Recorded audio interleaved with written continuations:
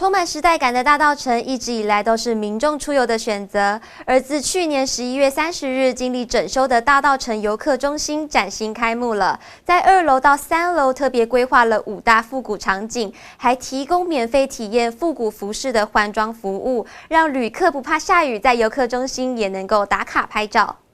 缤纷多彩的灯笼交织，让人忍不住拍照留念。这里是大稻埕游客中心3楼的灯院，为了提升历史性建物结构安全以及友善旅游环境，大稻埕游客中心进行了为期11个月的整修。在去年的11月30日，以焕然一新的面貌再度登场。在1楼入口处就可以看见台湾知名插画家徐志宏绘制的大稻埕观光地图。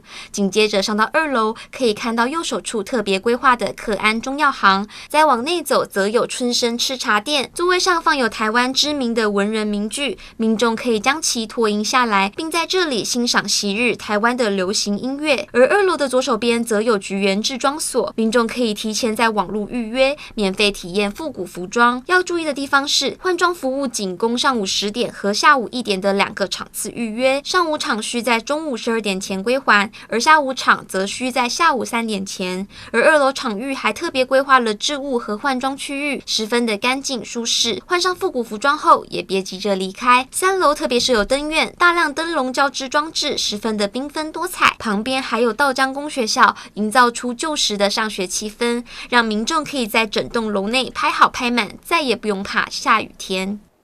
记者张庭瑜采访报道。